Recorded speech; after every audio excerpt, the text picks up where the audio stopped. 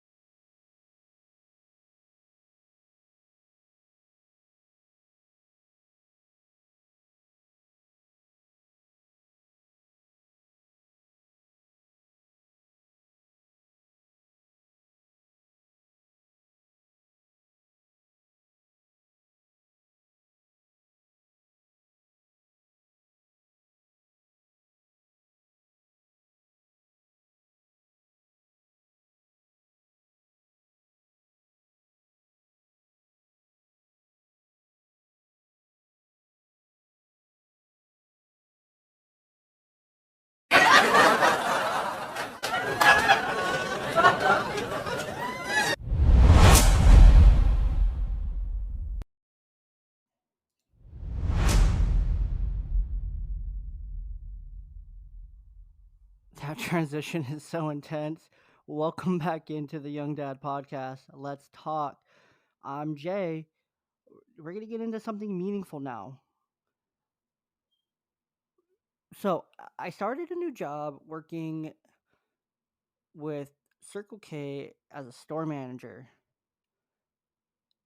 I have worked in banking in an office away from people for the last year. I haven't worked in retail in well over a year. Before that, I was working at Lowe's. Before that, I was working with Pepsi, so I was in and out of retail environments. Before that, I was working at Walmart. Before that, I ran a Sonic.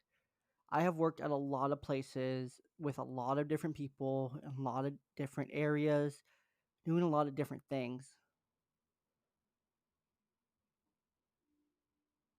And a week and a half into Circle K has really just brought a lot of things back to to my head and like to my mind about how judgmental other people are, b about how impatient some of y'all are when you're waiting in line at a gas station. Like, come on, like, calm down, stop being in a hurry. And that's another thing in itself, is just how busy people are, how much in a hurry people are all the time. It blows my mind. Everyone's just in a hurry, gotta go, in a hurry, gotta go, in a hurry, gotta go, in a hurry, gotta go. It's like, slow down and enjoy the moment. Slow down and be grateful for this moment. You could pull out of this parking lot right now and die. Like, legit, because I'm right off a freeway and busy road, malls right up the street, and all that fun stuff. But seriously, like, we're so busy in our day to day life, that we forget to stop and be grateful that we're alive, we're breathing. We take that for granted so often. We lose perspective, like, oh yeah, I'm at work. It's like, oh well, at least you have a job. Better than being unemployed, right? And people are like, yeah, yeah, you're right, yeah, yep. Like, we get so distracted, we get so busy, we get so caught up that we forget to be grateful for the little things in life. We forget to be grateful that we're taking our kid to school and dropping them off, but it's like, we're so lucky that we have free public education. Maybe it's not amazing, but we have it, or that we are able to clothe our child to go to school, or that we have gas in our car and a car to drive, or that we have a job that helps us pay our bills, or whatever the thing is that we take for granted because it's just a day-to-day thing. But when you really think about it, you put that in perspective, it's mind-boggling how much we have to be positive about, yet we choose to be in a hurry, in a rush, and negative. Just some of the snide comments that people make. Oh, I don't want to wait another 20 minutes in line. It's like, you were waiting 3 minutes, sir, maybe. And no, I get it. I've been on both sides. It does feel like a lot longer when you're standing in line waiting, than as opposed to when you're actually in line, you're in and out really quick. Every day's different in gas station land, in convenience, in retail of any kind, where some days you're going to get in and out a lot faster, other days you're going to have to wait. That's just part of life. Plan for it. Sorry to break it to you. No scheduling system's perfect. 90% of retailer schedule are made by a computer, sent down from corporate, saying this is what you're doing, this is your labor forecast, this is what you got to run. I hope I'm not the first one to tell you that, but that's just kind of how it is. So please be kind. And that really brings me into my main point, is we don't know someone else's story. We don't know what they're going through. We don't know where they've been. We don't know where they're going. Heck, we know where we've been only. Maybe our significant other, we know where our kids have been because we've raised them, so we know what they've been, but we're not with them during those moments at school, so we don't know everything that they're going through. Even then, so the only person we really know kind of where they've been, what they've been through, how they felt, and where they're going is ourselves. We've never walked in the other person's shoes. So why are we judging other people, based on their appearance, based on whether they're using EBT to pay at a gas station? Because there are some looks from other people who have to wait behind someone using EBT, and just kind of the eyes down look that people that are using EBT have in these situations at work. Like, there's nothing to be ashamed of. Like, that's what it's set up for. It's set up so that you can eat, so that you can survive, and that's just part of life. No need to judge. Like, I don't know your struggle, but I'm glad you're eating. It's not at my table, but I'm glad you're eating. I'm glad your kids are eating. I'm glad it's helping you survive. Do some people poorly use it? Yeah. But I would say majority of the people that are using EBT are using it productively for their kids, for themselves to actually eat and survive on that government designed program. So there's no reason to judge. If you have to wait a little bit longer in line, so be it. You wait a little bit longer in line. If you have to be patient, be patient. And if someone's a little bit dirtier or the clothes aren't as nice in front of you, you're no one to judge. I'm no one to judge. None of us are anyone to judge. And your belief system aside, what it really comes down to is choosing to be kind to people. And there's no reason to be unkind when you have no reason to. Kindness is free.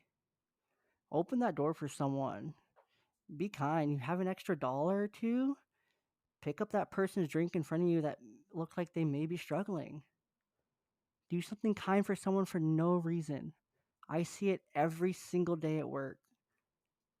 And the people that are having that kindness offered to them are embarrassed but so grateful. And the people who are sharing that kindness that they're able to, when they're able to, are so happy. They have a smile on their face when they walk out, have a little extra pep in their step.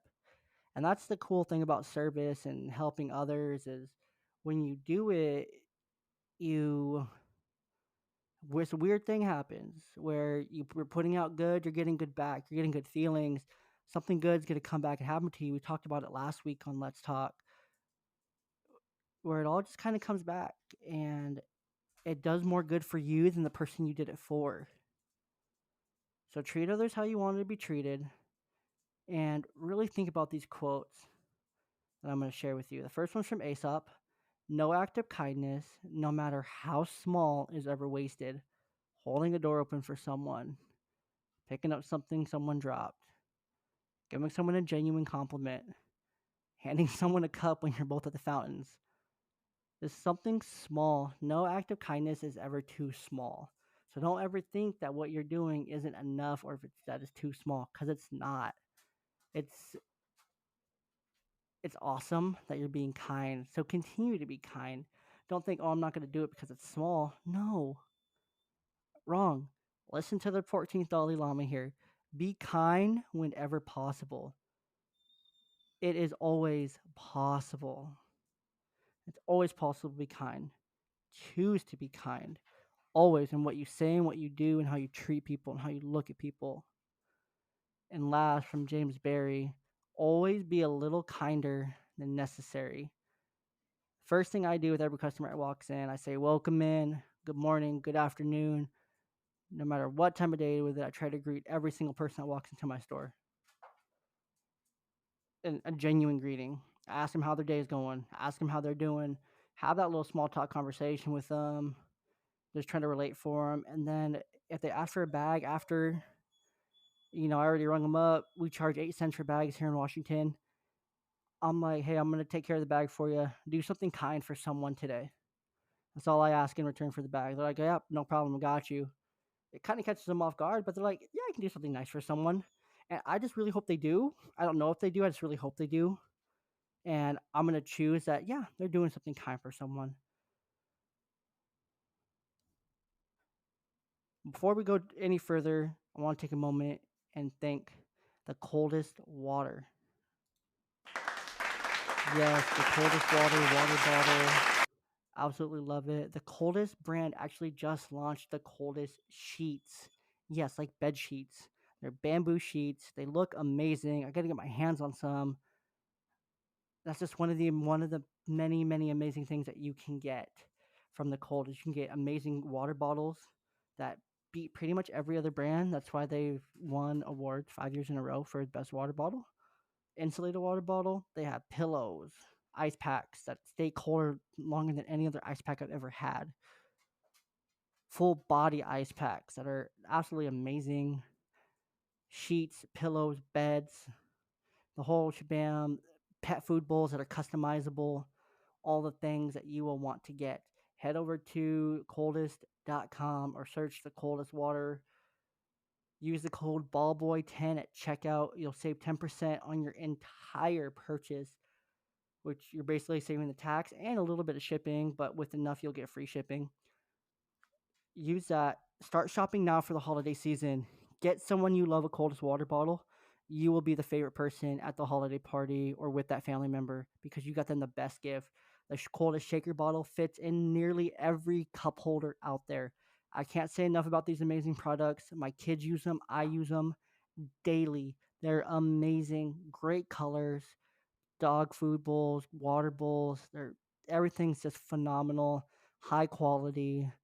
It it wins every time. Again, coldest.com, ballboy10 at checkout. Since we're under Ballboy Media, ballboy10 at checkout. Save 10% on your entire purchase.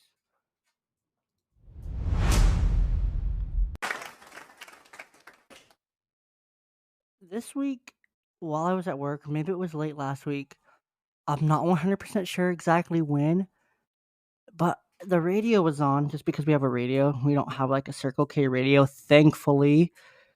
I know probably some of you guys work at Walmart, Target, another big retailer.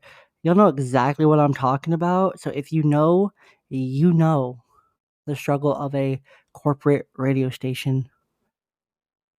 But I was listening to the radio on one of our stations and it was I didn't even understand it. So this might be how out of touch I am with like dating today and just like the social norms of it. But this chick had called into the radio station, assuming female here, because she said she was a woman and female and a girlfriend. She was jealous that her man, as she quoted, doesn't post her on social media, but he posts his son and says he is never on social media. And then the radio host said, "My Prince Charming wouldn't be on social media, like at all. They would have zero presence." But this is also a red flag at the same time that this guy isn't posting about his significant other, but posting about his kid, which honestly, good for you, dude. Whoever this is, I'd much rather post about my kids personally than a significant other just because my kids are way more important to me posting and talking about on my social media platforms than a significant other would be. However, this is a love language of sorts.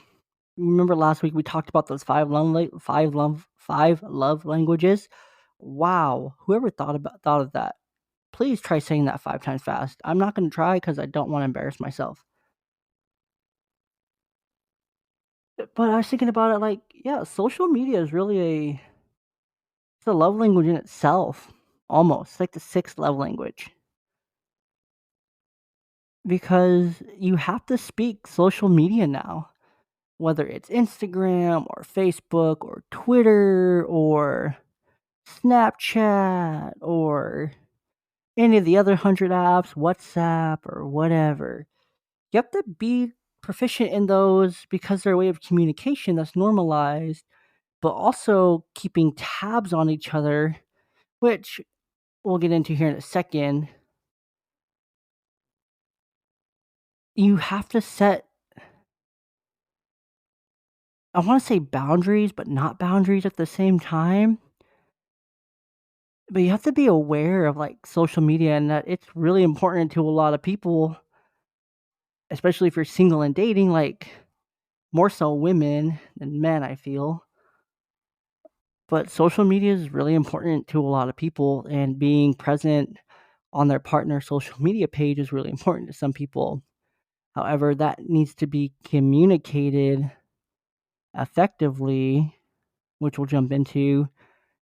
You have to communicate with your partner if that's something that's important to you, because you can't just expect your partner to post about you when they really only post about their kids or stuff important to them, and you're getting mad and upset because they're not posting about you when you never said you wanted them to post about you or that was important to you. You can't get upset about that at all. Like you can't. If you didn't communicate that was important to you, or that's, how you felt loved and appreciated or recognized or seen or heard or anything like that, then that's on you for not communicating that with your partner. Now, if you're the partner in the situation, then you A, need to be open to it, but B, if you're really just not into that, because there's some people who aren't into that, and that's okay. You have to be able to communicate that as well. Like, yeah, I really only like posting my kids and kind of the stuff I'm up to just for my family to see and close friends that I don't talk to a ton, but kind of keep up with each other through social media, more or less. Which I feel like as you get closer and closer to 30, that's pretty much all you use social media for. Is just to kind of see how each other kids are growing and your family's growing and how they're doing and just like milestone things. And then partner A needs to be reciprocate of that message. And then partner B and partner A both need to find a compromise on how they both can work through this together. And there's a lot of there's positives, there's negatives, as with everything. There's two sides of the coin. A couple weeks ago we talked about sharenting, which is sharing your kids on social media. I am okay with it, like on my personal social medias with like my family and my friends and stuff, people I actually know in real life. I'm more than comfortable posting my kids.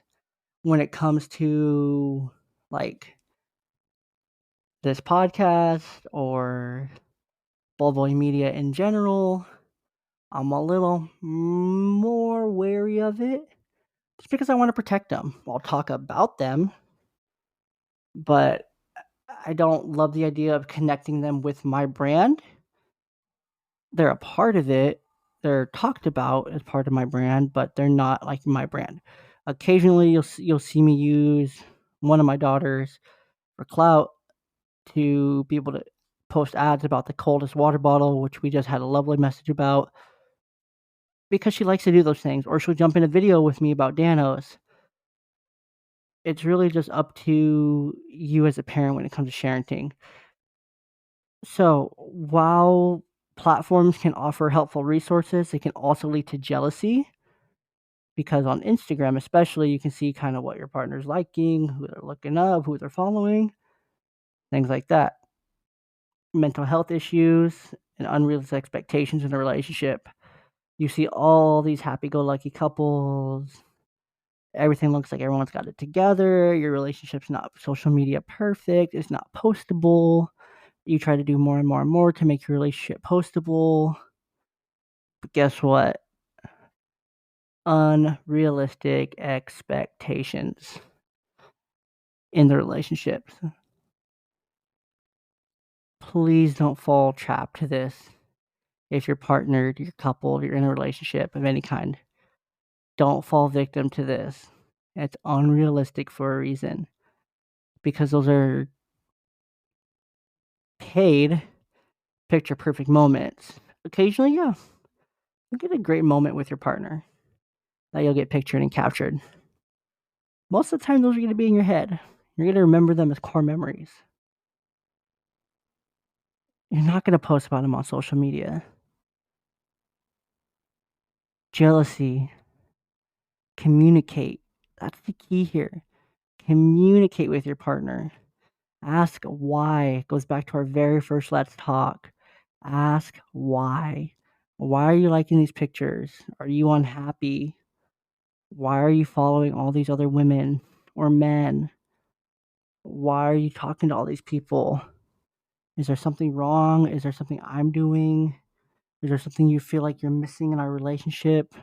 And if you're the one doing it, have that conversation while you're feeling that temptation, almost, if you will, to do those things, to follow all these other people, start these conversations, like all these pictures, follow all these accounts of, you know, someone your partner might be jealous of.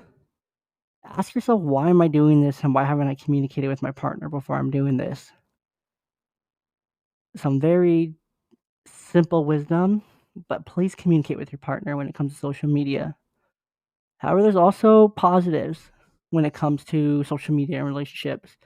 A lot of relationships end due to the lack of, you guessed it, communication. Guilty. In such situations, social media can act as a glue to help you stay connected with your partner. You can keep yourself updated about your partner's life and communicate easily through messages, video calls, or posts. So there are some positive when it comes to social media and relationships. You can express gratitude. You can shout them out. You can woman crush Wednesday them, man crush Monday, whatever you want to do to kind of shout them out, make them feel recognized if they're into that. And of course, some people are just not into that. They don't like being posted for one reason or another. And so make sure you respect your partner's wishes as well. But communicate when it comes to social media. And also set boundaries. If you need to set boundaries, set those boundaries within your relationship. Of course, make them reasonable. And don't make them a double standard. No double standards. We don't do double standards here. No double standards. Make them fair and equal. And communicate with your partner. Do all this. I want to say you'll have a pretty good success in navigating social media with your partner.